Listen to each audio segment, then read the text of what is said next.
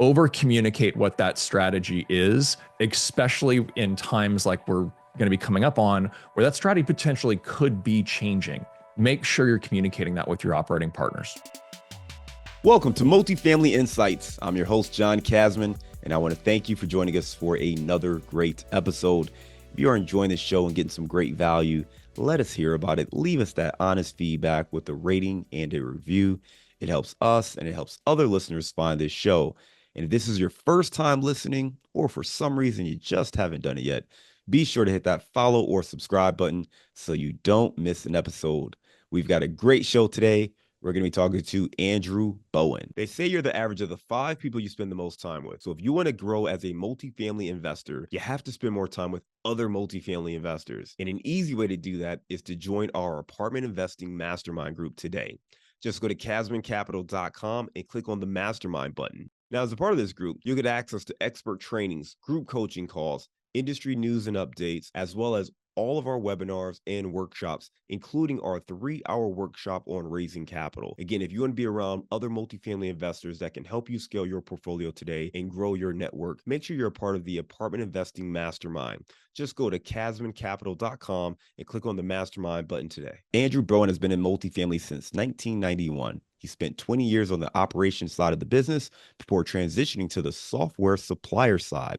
Now, he specializes in analytic tools like revenue management, business intelligence, market research, and risk management platforms. Let's welcome to the show, Andrew Bowen. It's good to be here, John. I appreciate it.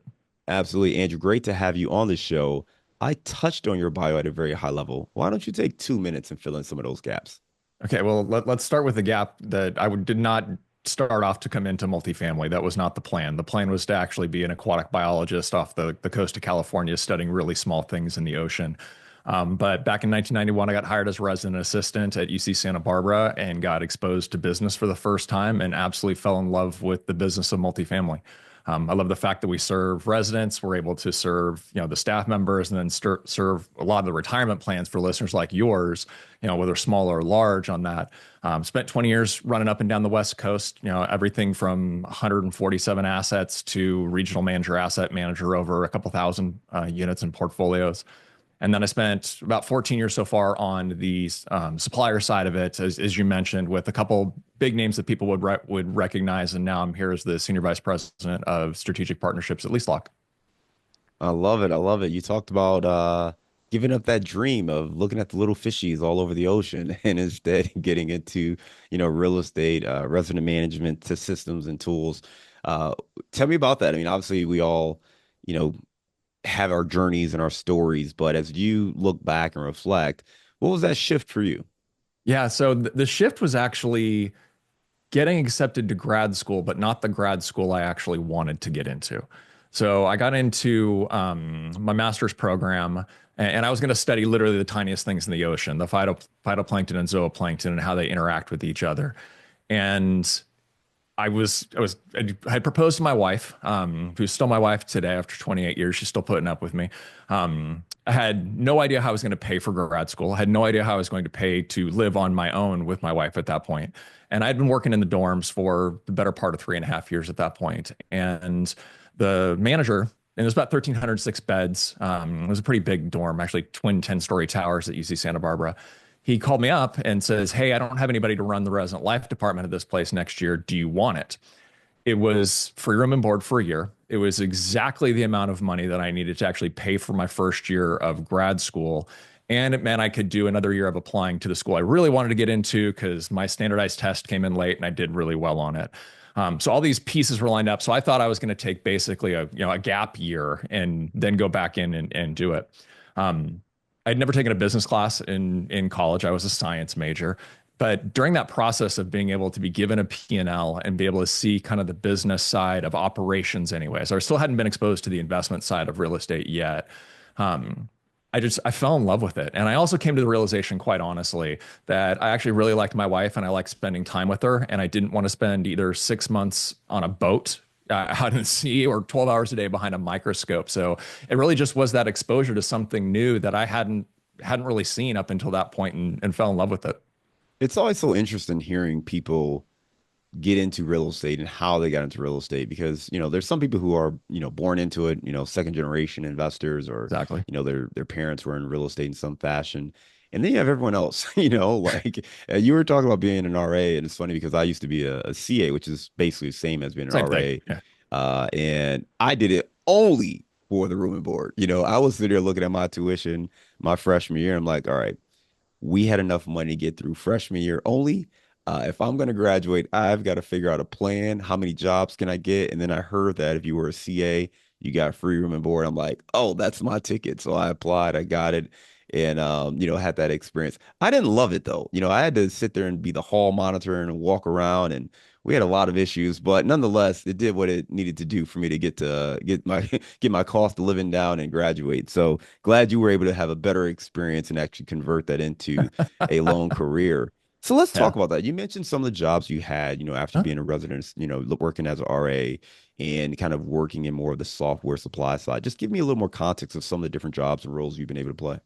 Sure. So I mean, on the operations side, I really did everything on site that you can do, including maintenance. Actually, I tell people my first job was an RA, which was the first thing I was hired for. But you get hired in, the spring. You don't start until the following fall. In the interim, in that summer, I was actually a junior maintenance tech at the dorm. So I've literally kind of worked every on-site position, um, and worked my way up through that. Then was with a company on the West Coast called Oakwood. It's no longer around as far as an operating company goes. But I switched over into their corporate housing division and ran a district, actually several different districts for them, which is a kind of an interesting side part of the business. You still have that physical property management, but it brings in almost a hotel-like management style as well, because you're managing multiple different, very small but different divisions, whether it's the housewares or the housekeeping or your sales side of the business as well. Did that for several years actually, for a couple different firms, and then worked my way back into the management side of it from an operations perspective, and worked for a fully integrated shop here in Texas. I'm in Dallas, Texas, where I was both. We started off as an asset manager with them, and then we brought management in house to go fully integrated, and ended up doing both asset management and as a regional manager for them for the better part of 3 years. That was a lot of fun because I really enjoyed that experience of building a company basically from scratch, having to think about, okay, what are all the different pieces that we need to put in play? How do we evaluate what the right piece at the right time is? And then candidly, 2008, 9, and 10 hit. For those of us who've been around long enough for that part, we were in a position that unfortunately a lot of investors are finding themselves in now, where we had kind of done the workouts, or we're trying to do the workouts at the wrong time, ended up selling that portfolio to Camden. And that's what brought me over to the originally revenue management side of the equation. So I got recruited and hired by RealPage, worked for RealPage for 13 and a half years, and really spent all of my time there in what's known as asset optimization. My role primarily during those 13 years was what's known as an industry principal. That position very much evolved over those 13 years, where I ended up really becoming one of the faces for RealPage when it came to the market research that we were doing, the webcasts we were doing, the thought leadership we were doing, as well as then, as you mentioned in the intro, was pretty instrumental in bringing to market our business intelligence platforms, the performance analytics benchmarking platforms, as well as also obviously revenue management was something I was involved with for the entirety of my career there. I love it, man. Lots of great experience there talking about you're really starting off as a junior maintenance guy and from there building your career up, everything from an operations standpoint and then getting into more asset optimization and more on the software side. Let's talk about the asset optimization, right? Because you obviously have a lot of Sure. experience in this space and all of our listeners today are trying to figure out, one of two things, right? Either A, how do I grow my portfolio and acquire more assets, or how do I get the assets I do have to generate more revenue. When you think about asset optimization and looking at kind of your career and the experiences you've had, what's a mistake you see many investors make that is easier to fix? Wow, that's a great question. So one of the things that I've loved about being on the supplier side in the roles that I am, both previous and now, is the opportunity it's provided me to sit in conference rooms or on Zoom calls with executives on both the operations and the investment side of the equation, and just to hear the different shops and their different strategies. And I would say from an investor perspective, one of the one of the I don't want to call it mistakes, but one of the opportunities that I often see that's not taken advantage of enough, and you think you're doing it. I swear I'm going to say this, and everyone's going to say, "No, I do that. Do it more." Is clearly communicating what the strategy from an investment perspective of the asset or the portfolio is with your operating partners. So many times I have seen where operating partners with the absolute best of intentions and the best of what they think their understanding of what an owner is trying to accomplish with an asset is operating the asset in a way that might not necessarily truly drive down that. And it really almost every single time came down to the investor thought they were communicating it, but they weren't. Or they were communicating one thing, but then their questions down the line meant something else. And I'll give you an example. I've met with lots of different investors at different times who would say, if I ask you a really broad question, like, are you more rent, occupancy, or cash flow focused? Because those are three different operational strategies. They'll say, "Oh no, I'm all about rent creation because I want to increase the value of the property, and I'm good if we get to a slightly below market occupancy by doing that." And then the first time they sniff 94.5% occupied, they start to freak out and want, okay, what are we doing from a special perspective? Okay, well, that's where is the strategy really the strategy? And if that strategy is really that strategy, how are we sticking to it? So that would be the number one thing I would say is over communicate what that strategy is, especially in times like we're going to be coming up on where that strategy potentially could be changing. Make sure you're communicating that with your operating partners. I love that because I think that is a really great point. Ultimately, everyone wants yes, right? We want yes and. So Yes. I want cash flow, I want high rents, I want high occupancy, but something has to take the lead. And I do think that at times there certainly can be misalignment between what a property management company in particular is focusing on and what maybe that owner is focusing on. Because most owners focus on NOI, focus on cash flow. Yes, we want high rents. Yes, we want to have high occupancy. But if that requires you to spend $20,000 a month, to on one line item, whether it be marketing or turning units, whatever it is. Oh, Yeah. wait a minute, but we could not do that and actually rent it for a little bit less and have way more cash flow. So I think you do need to communicate that to your property management company as well as all the other operating partners.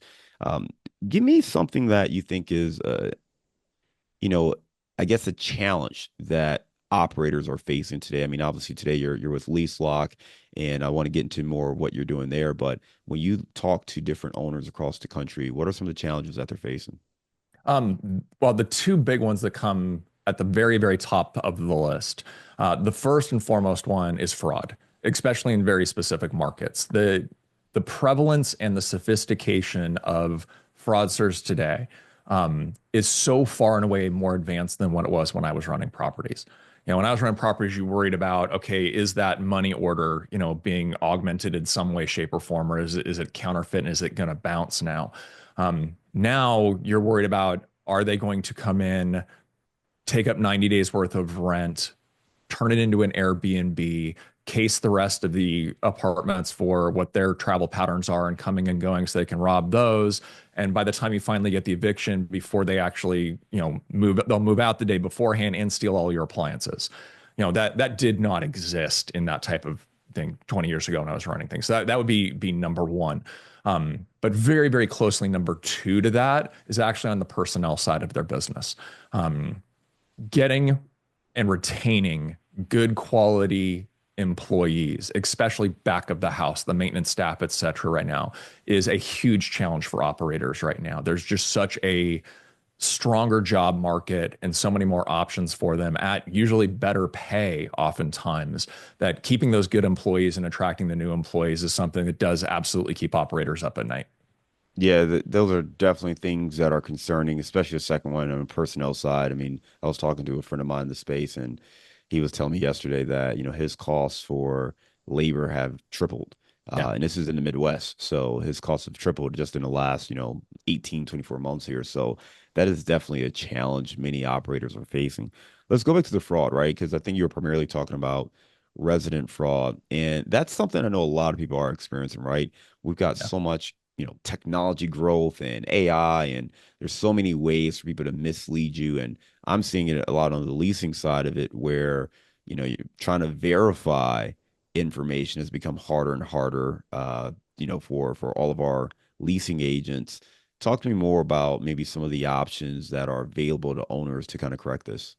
Yeah, so without like talking about a specific companies, I'm happy to do that kind of too. But the when you're thinking about the preventing of fraud, number one, it is to your point. It's I hate calling it resident risk, but it really is resident risk mitigation, and that needs to happen at really every stage of not just the leasing cycle, but even at post move out. And we'll talk a little bit about deposit insurance and kind of insuring hedges against bad debt later on, I'm sure, but during the leasing process, a credit and criminal screening is not enough anymore. It's just not. Really, what you need in parts of that is really both identity verification, which is usually multifaceted and at multiple points during the leasing process, whether it's at the tour with the driver's license, and really, having tools in place that check the validity of that license. Is that really a person? Is the license itself, a valid license by looking at the front and the back of it? There are several tools that kind of facilitate that. And then there's the income verification as well. Document verification is huge at this point. I don't want to promote the specific person, but there's a TikToker out there that for $400, they will get you all the way through the approval process, giving you complete service, or you can do just the ID or just the documentation.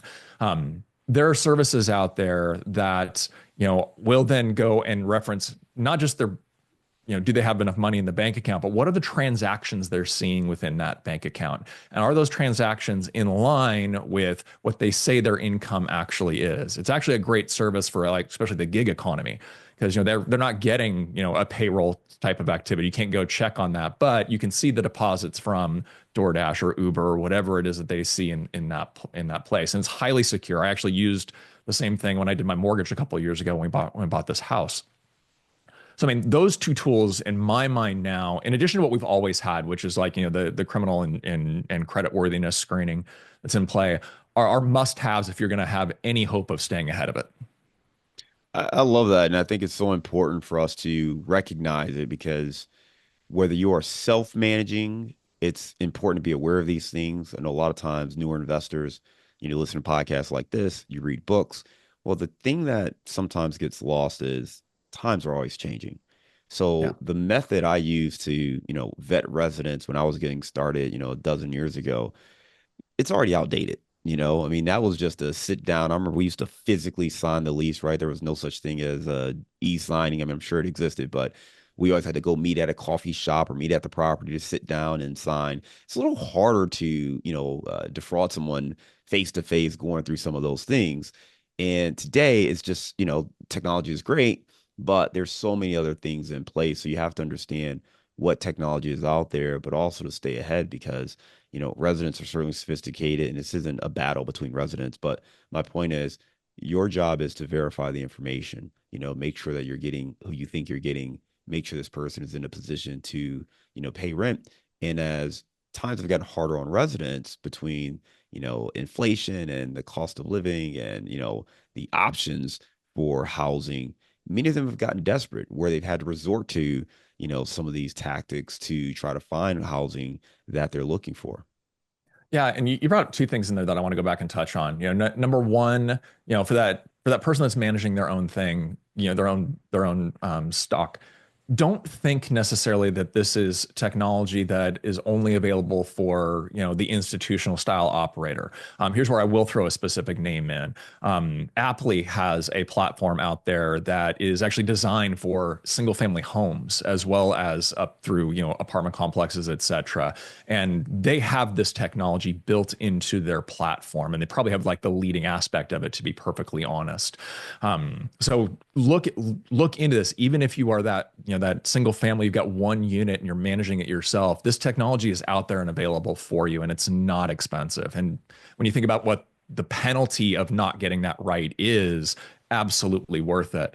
Um, there was another thing you said in there, and I completely blanked now that I did that commercial for Apple. Like, dang it. No Um, worries. No worries. Oh, I know what Love the that. other one Yeah. was. The other one was, oftentimes, especially our managing partners are trying to make sure that the leasing process is as smooth and simple as possible. You mentioned having to go meet in the coffee shop, et cetera. We want it to, we want the Amazonification of the buying process. In my opinion, it's okay to have intentional breaks in your leasing process where you need them. I don't want it to be as easy as buying a belt online on Amazon to rent my apartment. The risk for me is much greater. So having that break point where, okay, I need to actually verify all of these things and it's not just smooth sailing through, I think is actually a good thing. The smoother it gets to like just simple one click, the more risk I think you're introducing into your system.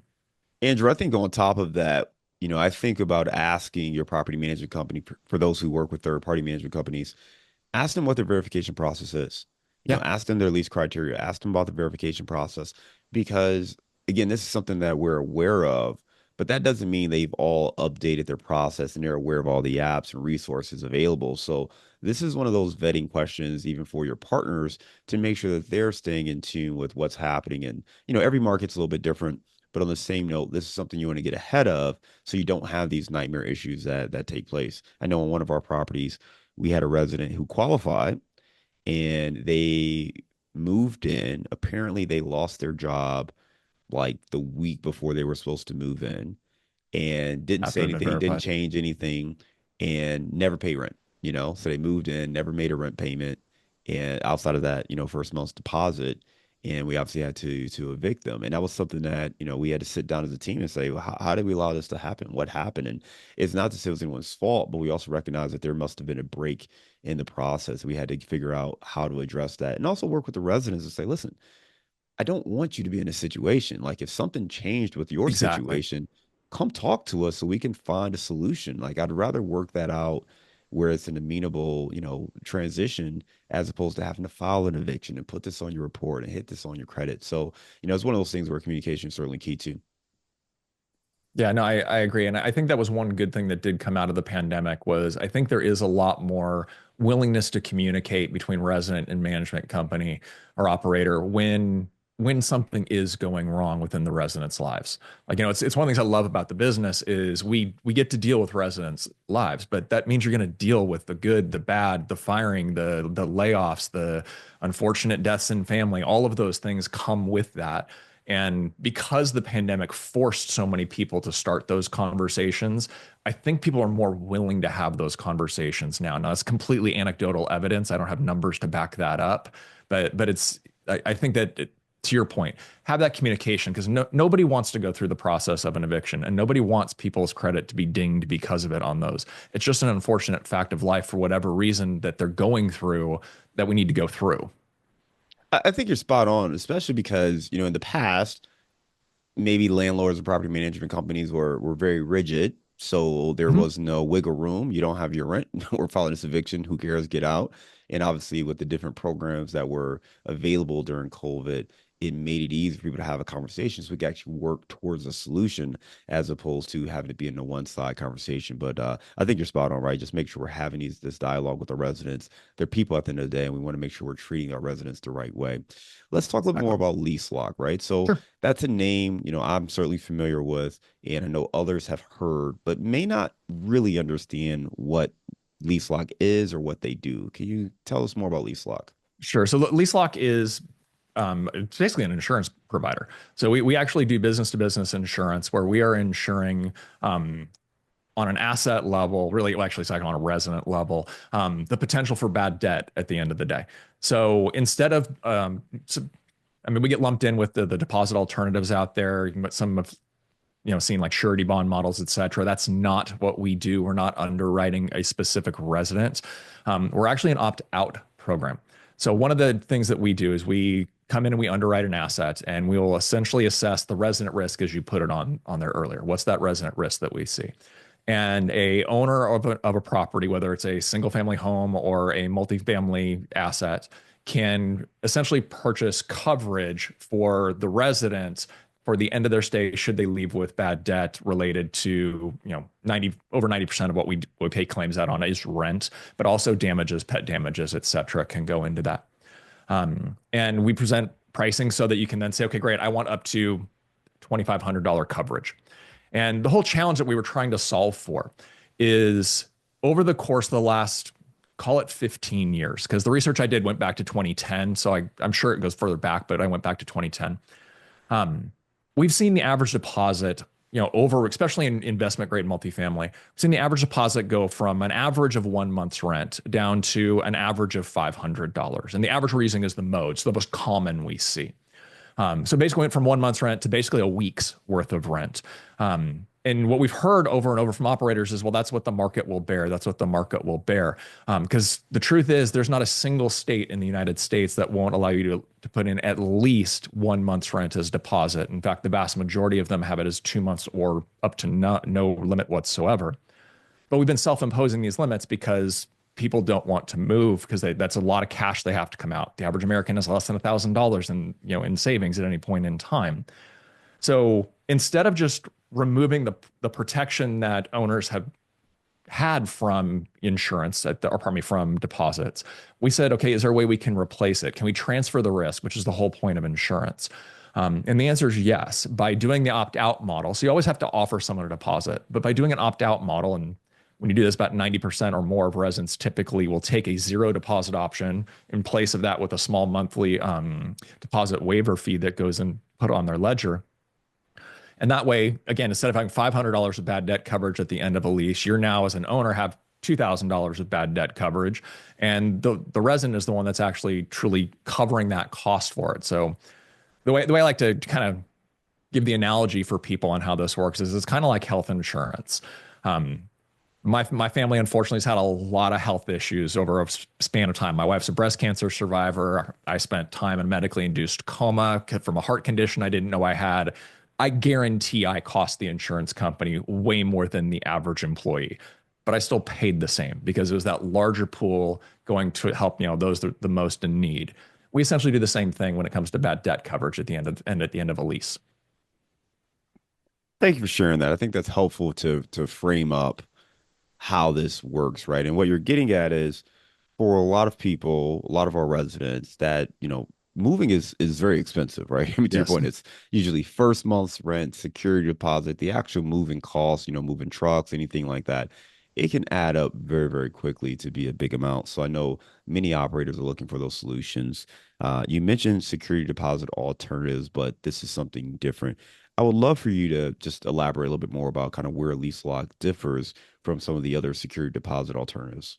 Sure. So the most common security deposit format that's out there is the surety bond model, which is where, a resident either can't come up with a deposit, or maybe they've been approved with conditions, and one of your conditions is you've got to go get a surety bond.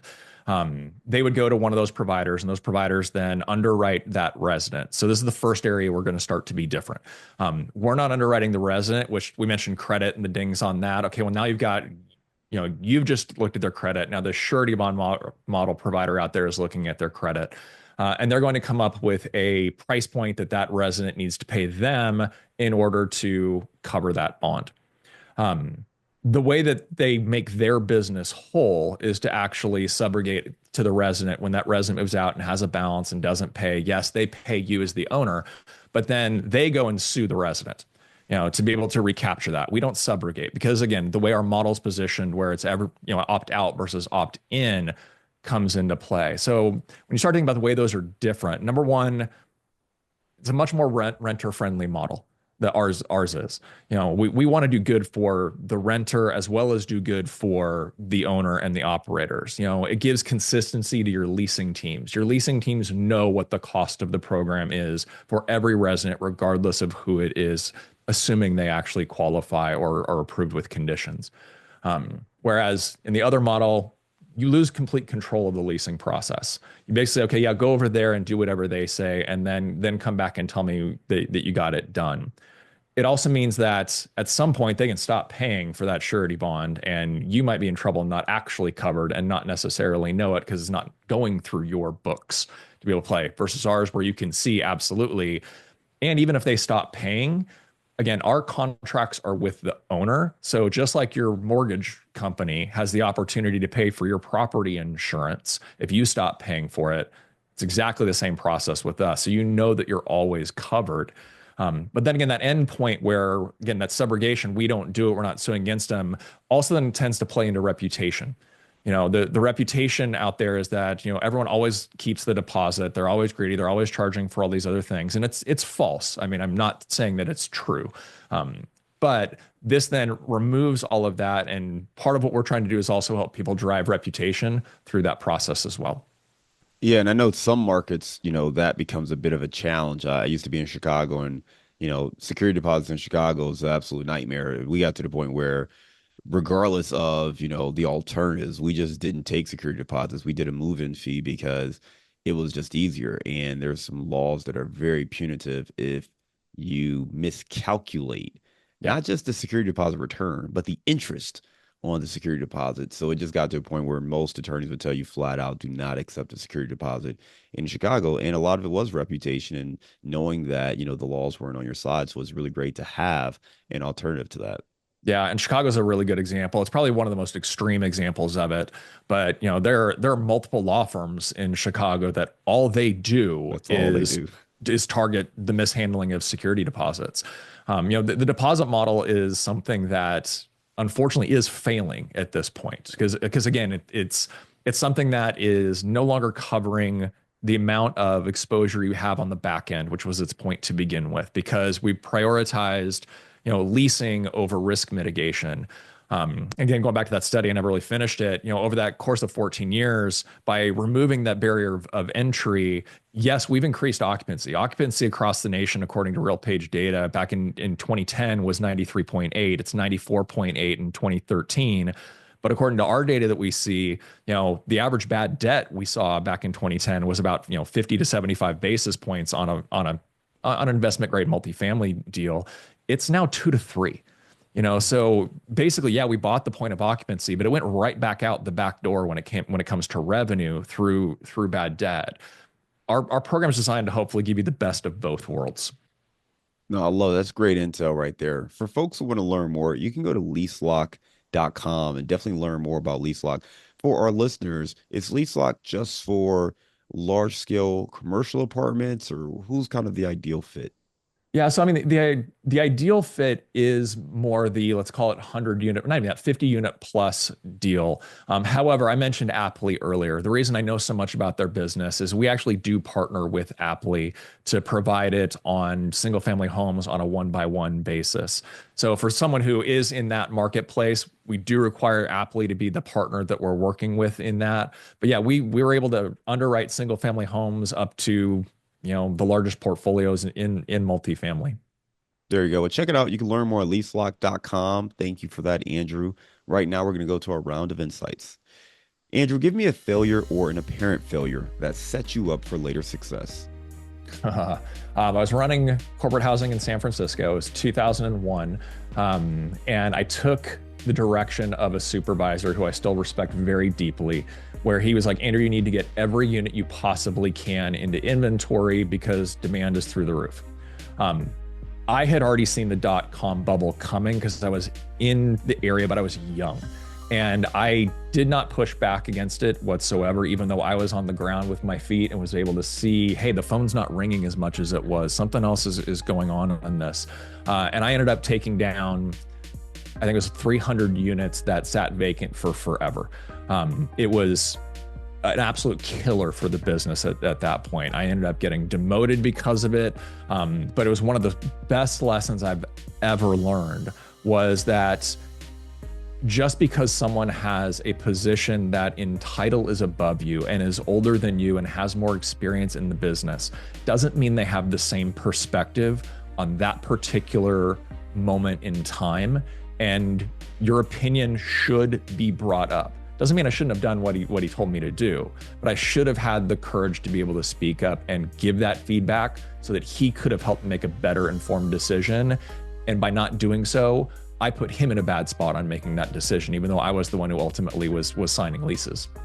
It's never No, I left me. love that. Love that. Great tip there. All right. Give me a digital or mobile resource you recommend for your business. Digital or mobile resource I recommend for the business. Well, again, for yours, again, I'm going to go to identity verification and income verification.